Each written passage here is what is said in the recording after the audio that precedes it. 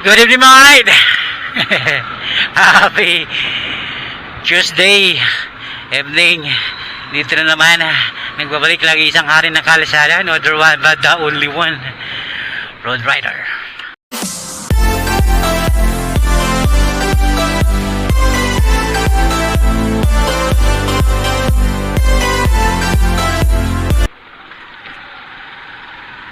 So mga kahit kamakailan lang, meron pong gulo na nangyari sa ating bansa.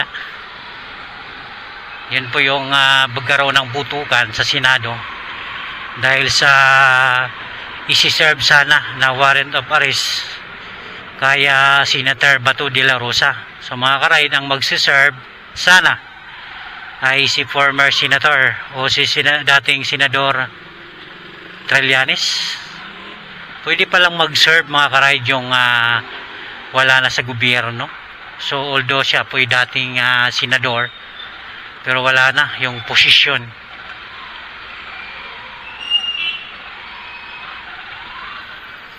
Wala na kanya yung posisyon. Nananadya ito dahil hindi na po siya senador. So pwede palang mag-serve ang isang not related o hindi na tawag nito, hindi na elected, no, sa isang senador, no. Siya po ang nagdala ng, kung di ako nagkakamali, ng warrant of arrest daw galing sa ICC na siyang mag-aaresto, no, kay Senator Bato de la Rosa. So nagkaroon ng tensyon mga karaid, no, nagkaroon ng putukan. Hindi alam kung saan nagmula. So ayon sa kanila, ito yung warning shot, no. Hindi rin nangyayari sa NBI. Parang walang umaamin kung sino yung parang dipinsahan. So hindi naman nagpaputok ang Sergeant at Arms, no.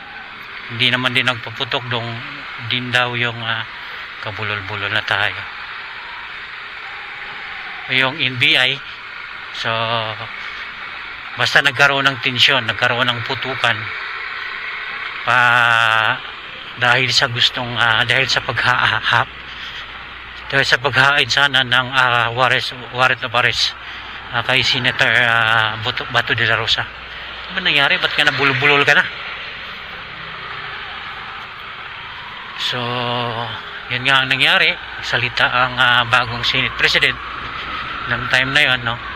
Even today siguro, even this evening, si Senate President Peter Cayetano mga karaid, no, patungkol nga sa humihingi na ng tulong yung mga senador dahil nga sa gulong nangyari doon sa nangyaring putukan sa loob ng o sa labas ng Senado. Although hindi naman kasi natin alam, hindi pa tayo nakapasok kung ano yung itsura ng lugar na yon. Basta nagkaroon ng barilan dahil sa paghahain ng warrant of arrest kay Senator Bongbong de la Rosa. So nakakalungkot isipin mga karaid, no, dahil ang ating mga elected o yung mga former senador man o presidente katulad ng kay ating Pangulong Rodrigo Duterte mga karaid, na siya po ay inaresto pagbaba niya ng eroplano galing sa, hindi ko alam kung saan siya galing, at siya po ay dinala sa ICC. So ang ICC ay hindi po siya party ng husgado ng Pilipinas. So ito po yung dahag. So sa madaling salita, pinaimbestigahan nila ang dating pinakamataas na leader ng ating bansa dahil sa kanyang war on drugs. So sa madaling salita din, ibig sabihin wala nang kakayahan ng Pilipinas na maghusga o magkaroon ng hearing dito sa ating bansa patungkol sa ating mga mambabatas, patungkol sa ating mga leader na nagkasala. So hindi ba kayang i-resolve? Hindi ba kayang litisin? ng hukuman mismo ng ating bansa. Kaya ipinasa natin sa ICC, no? So, ganun din ang mangyayari, mga karaid, kay Senador Bato de la Rosa.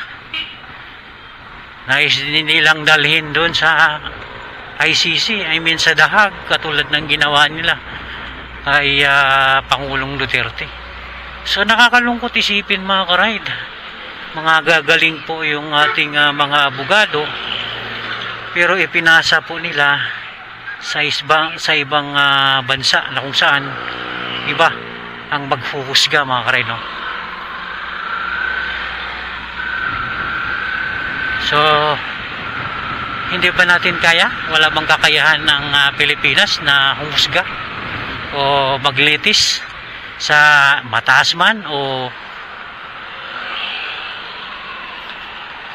saan mang posisyon, no, ng ating mga leader, no? Wala bang kakayahan na tawag nito litisin si dating Pangulong Duterte at ngayon naman ay si Senator Bato de la Rosa dito mismo sa hukuman natin? Anong nangyari sa mga magaganda at magagaling nating mga abogado, mga hukom?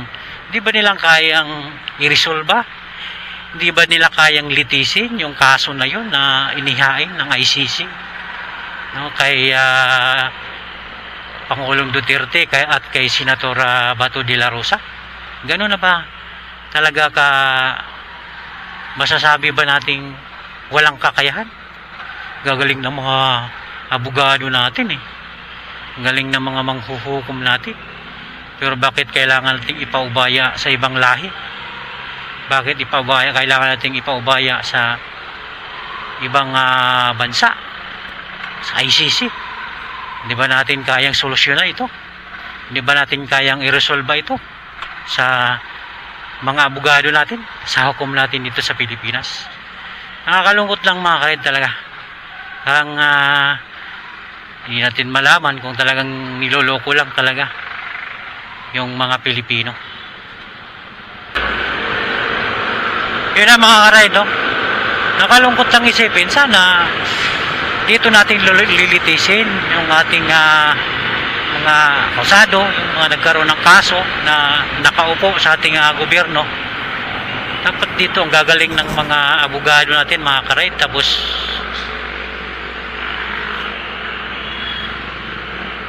ipapasa natin sa ibang lahi. Kung may pananagutan sila sa ating bansa, so dito sila managot, dito sila lilitisin sa harap ng mga Pilipino, hindi sa ibang lahi. Ganun na tayo ka pobre pagdating sa paghuhusga? Ganun na ba tayo ka pobre sa sistema ng ating husgado? Wala nang bang kakayahan tayong lumitis sa mga inaakusahang nagkasala sa ating gobyerno, mga karaid? Ganun na ba tayo ka hina?